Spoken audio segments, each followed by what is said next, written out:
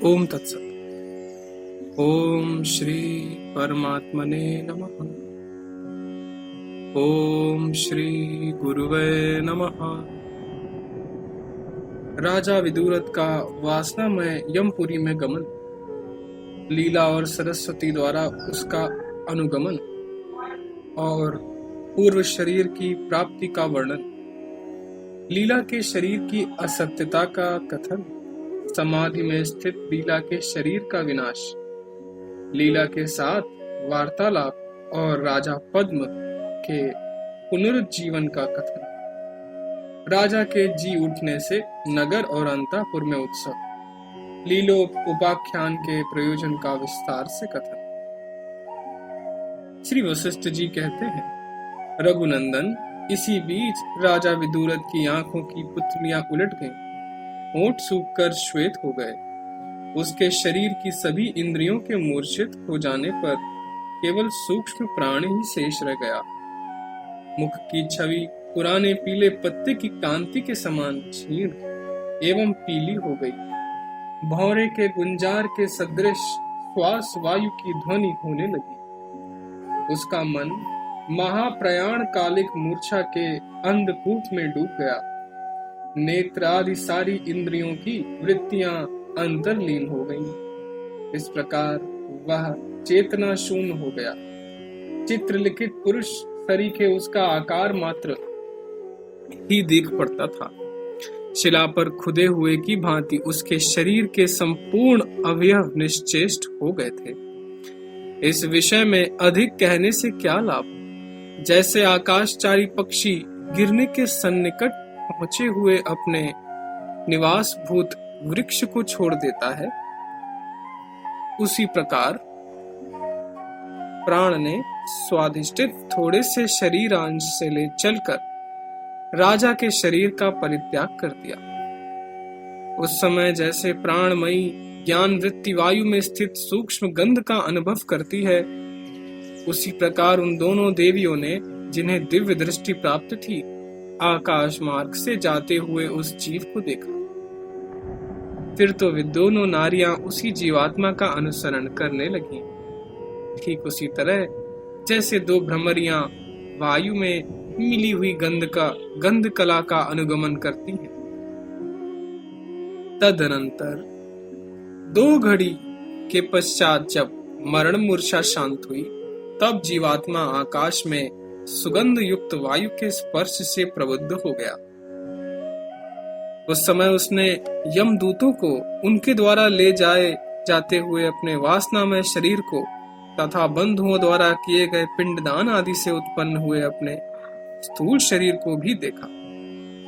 फिर उसी मार्ग से बहुत दूर तक आगे जाने पर वह यमराज की नगरी में जा पहुंचा, जो प्राणी समुदाय से घिरी हुई थी और जहां उनके कर्म फलों पर विचार किया जा रहा था।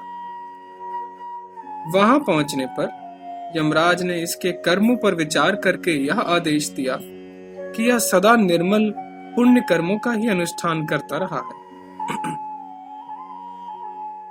इसने कभी भी पाप कर्म नहीं किया।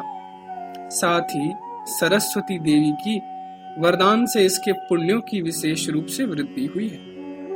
इस उपर्युक्त बात को समझकर तुम लोग इसे छोड़ दो और यह अपने पूर्व जन्म के शरीर में जो शव रूप में पुष्पों से आच्छादित मंडप आकाश में वर्तमान है, वहां जाकर प्रवेश करे। यूं आदेश पाने पर यमदूतों ने उसे आकाश मार्ग में लाकर छोड़ दिया। तदनंतर वह जीवात्मा, लीला और सरस्वती, ये तीनों एक साथ आकाश मार्ग से उड़ते हुए आगे बढ़े। उस समय यद्यपि सरस्वती और लीला मूर्तिमती थी, तथापि वह जीवात्मा उन्हें देख नहीं रहा था, जबकि वे उसे देख रही थी। इस प्रकार वे दोनों उस जीवात्मा का अनुसरण करती हुई आकाश मंडल को लांघकर लोकांतरों को पार करती हुई दूसरे ब्रह्मांड में जा पहुंची। पुनः शीघ्र ही वहां से निकलकर दूसरे ब्रह्मांड में गई। फिर उस भूमंडल से चलकर वे दोनों संकल्प रूपिणी देवियां उस जीवात्मा के साथ राजा पद्म के नगर में आई और वहां तुरंत ही स्वच्छंदता पूर्वक लीला के अंतःपुर के मंडप में प्रविष्ट हुई।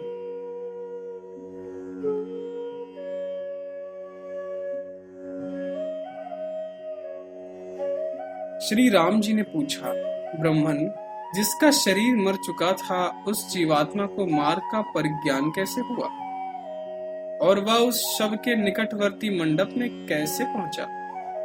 श्री वशिष्ठ जी ने कहा, राघव, उस जीव की अपनी वासना के अंतर्गत शव की भावना विद्यमान थी, जिससे उसके हृदय में वह मार्ग आदि सब कुछ स्फुरित हो गया। फिर उसे उस ग्रह की प्राप्ति कैसे ना हो? क्योंकि जैसे किसी अन्य स्थान में स्थित पुरुष दूर देशांतर में रखे हुए अपने खजाने को अनवरत उसकी मानसिक भावना के कारण सदा सम्यक रूप से देखता रहता है, उसी प्रकार सैकड़ों जन्मों के चक्कर में पड़ा हुआ भी जीव अपनी वासना के अंदर स्थित अपने अभीष्ट को देखता है। श्री राम जी ने पूछा, भगवान, जिसके लिए पिंडदान दिया ही नहीं जाता उसमें पिंडदान आदि वासना का कारण तो है नहीं, फिर उस वासना से रहित स्वरूप वाला जीव किस प्रकार शरीर को प्राप्त होता है? श्री वशिष्ठ जी ने कहा, रघुनंदन, बंधुओं द्वारा पिंड दिया गया हो अथवा ना दिया गया हो, परंतु यदि मैंने पिंडदान किया है, ऐसी वासना हृदय में भली भांति उत्पन्न हो जाए तो वह पुरुष पिंड फल का भागी हो जाता है, क्योंकि अनुभूतियां बतलाती हैं कि जैसा चित्त होता है वैसा ही वह प्राणी होता है। यह नियम जीवित अथवा मृत किसी भी प्राणी में कहीं भी अन्यथा नहीं होता। पदार्थों की सत्यता उनकी भावना वासना के अनुसार ही होती है और वह भावना कारणभूत पदार्थों से उत्पन्न होती है।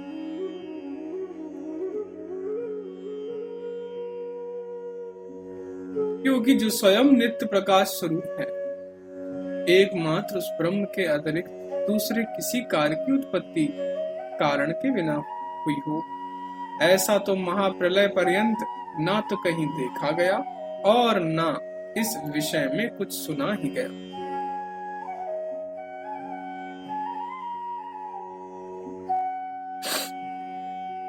जैसे स्वप्न में जीव विविध पदार्थों के रूप में कल्पित हुआ दिख पड़ता है, उसी तरह चेतन जीवात्मा ही उस वासना का रूप धारण करता है। वही कारण भाव को प्राप्त होता है और वही निश्चल सा होकर स्थित होता है। देश, काल, क्रिया और द्रव्य के संयोग से भावना अर्थात वासना का उदय होता है। वह वासना जिस सत्य एवं असत्य फल रूप विषय में उत्पन्न होती है, वही विषय दोनों में अधिक जयशील होता है। यदि धर्मदाता की वासना प्रवृत्त हुई हो तो उससे क्रमशः प्रेत की बुद्धि पूर्ण हो जाती है, अर्थात दाता की वासना के अनुसार प्रेत को अवश्य फल मिलता है। यूं परस्पर की विजय के कारण इस विषय में जो अत्यंत वीरशाली होता है वही विजय होता है। इसलिए उत्तम यत्न द्वारा शुभ कर्मों का अभ्यास करना चाहिए। पूर्व वर्णन के अनुसार लीला और सरस्वती देवी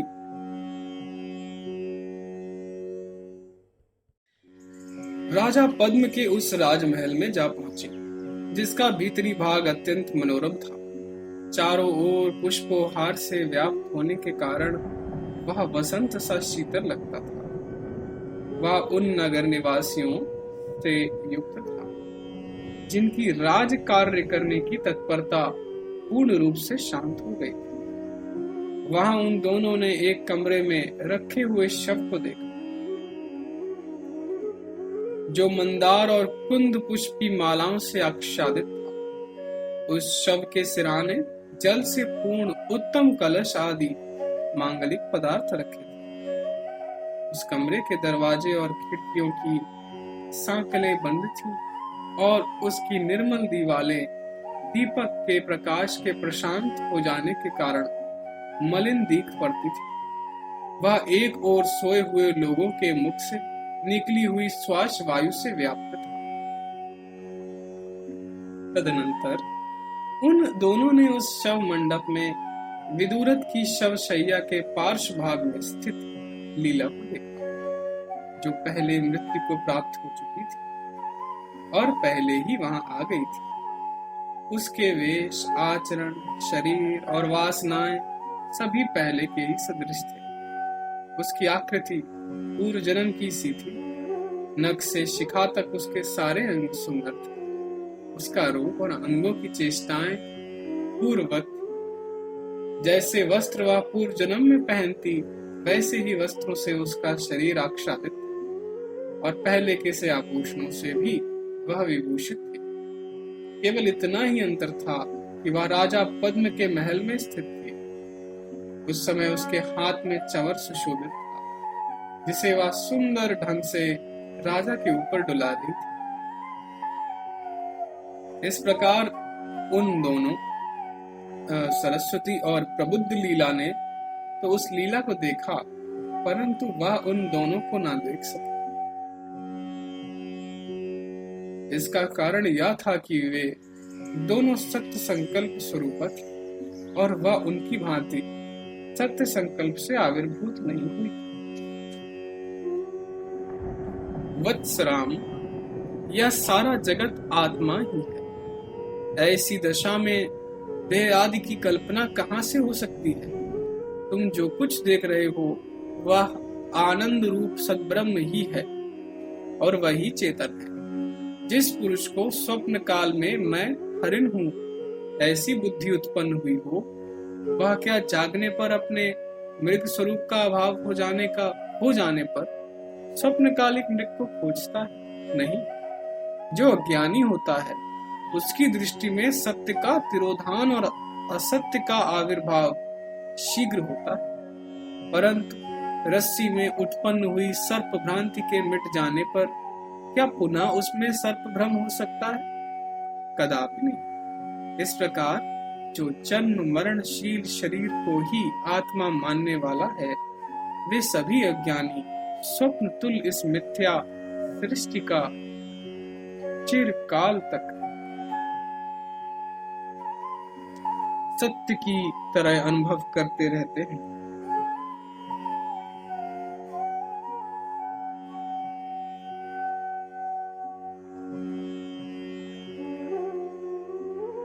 किंतु आत्म तत्व का यथार्थ ज्ञान होने से देह में आत्म बुद्धि करना भ्रम मात्र ही है। यूं उनकी उस भ्रांति का उपशम हो जाता है। ठीक उसी तरह जैसे रस्सी का ज्ञान होने से उसमें उत्पन्न हुई सर्प बुद्धि नष्ट हो जाती है। वस्तुतः तो शरीर क्या था, किसकी सत्ता थी, कहां और किस तरह किसका विनाश हुआ, परमार्थता जो वस्तु थी वही रह गई, केवल अज्ञान मिट गया।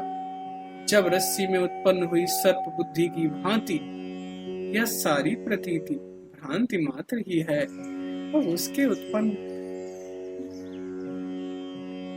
तब उसके उत्पन्न होने पर क्या बढ़ गया और नष्ट होने पर क्या नष्ट हुआ? अर्थात उसके आने जाने में कोई हर्ष विषाद नहीं। श्री राम जी ने पूछा, प्रभावशाली गुरुदेव, पद्म के राजमहल में पूर्व लीला और नूतन लीला का समागम होने के पश्चात जो उस भवन के निवासी थे, वे लीला की सत्य संकल्पता के कारण यदि उसे देखते हैं तो उसके बाद उसे क्या समझते हैं? श्री वशिष्ठ जी ने कहा, राघव, उस समय वे लोग ऐसा जानते हैं कि यहाँ ये दुखिया महारानी खड़ी है और उनकी या कोई दूसरी सखी भी कहीं से आ गई। जैसे जाग जाने पर ज्ञान हो जाने से स्वप्न दृष्ट शरीर ना जाने कहाँ विलीन सा हो जाता है, इसलिए वह असत्य ही है। वही दशा यहाँ इस पांच भौतिक स्थूल शरीर की भी है। अर्थात ज्ञान होने पर इसका भी विनाश है, अतः यह भी असत्य ही। स्वप्न भ्रांति अथवा मन की कल्पना में जो पर्वत आदि पदार्थ उत्पन्न होते हैं, वे सभी बुद्धि वृत्ति के अंदर उसी प्रकार विलीन हो जाते हैं जैसे सारी चेष्टाएं वायु में अंतर्भूत हो जाती।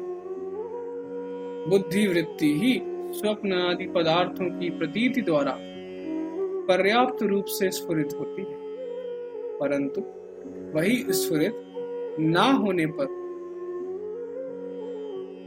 उस स्वप्न के साथ एकता को प्राप्त होकर तद्रूप हो जाती है। जैसे जल तथा उसका द्रवत्व अथवा वायु और उसका गति दो नहीं है, उसी प्रकार बुद्धि वृत्ति और स्वाप्निक पदार्थों में कभी भेद नहीं पाया जाता। उनमें जो भेद सा प्रतीत होता है वही सबसे बढ़कर अज्ञान, वही संसार कहा गया है और वह संसार मिथ्या ज्ञान रूप है। सहकारी कारणों का अभाव होने पर भी स्वप्न काल में बुद्धि वृत्ति और स्वप्न दृष्टि पदार्थों का भेद निरर्थक ही। स्वप्न में जैसे असत नगर की प्रतीति होती है, उसी तरह सृष्टि के आदि में असत जगत का भान होता है। अतः जैसे स्वप्न असत है, वैसे ही जागृत भी असत, इसमें संशय नहीं। जैसे जाग जाने पर स्वप्न दृष्टि पर्वत का तत्काल ही अभाव हो जाता है, उसी प्रकार तत्व ज्ञान होने पर इस पांच भौतिक संसार का श्रवण मनन निधि ध्यासन आदि क्रम से अथवा ईश्वर अनुकंपा से अभाव हो जाता है। ये सृष्टियां मिथ्या दृष्टियां ही हैं, क्योंकि ये मोह दृष्टियां हैं, अर्थात अज्ञान से इनका दर्शन होता है। जो माया रूप से प्रतीत होने वाले केवल संसार की भ्रांति है और जो स्वप्न की अनुभूतियां हैं, वे सभी अर्थ शून्य हैं। भ्रम से जड़ संसार का दर्शन करने वाले पुरुष के मरणांत काल में स्वप्न अनुभूति सदृश जो ये सृष्टि की प्रत्यक्ष प्रतीतियां हैं, वे सब की सब यद्यपि आतिवाहिक शरीर में प्रविष्ट हो चुकी हैं, तथापि भ्रमवश मृग तृष्णा की नदी के प्रवाह की गति मिथ्या प्रकट हुई सी प्रतीत होती। वास्तव में तो वे मन के अंदर ही हैं। इसी बीच में सरस्वती देवी ने मन की चेष्टा के समान विदुरथ के जीवात्मा को अपने सत्य संकल्प से पुनः शीघ्र ही अवरुद्ध कर दिया। शेष अगले भाग में। जय सीताराम।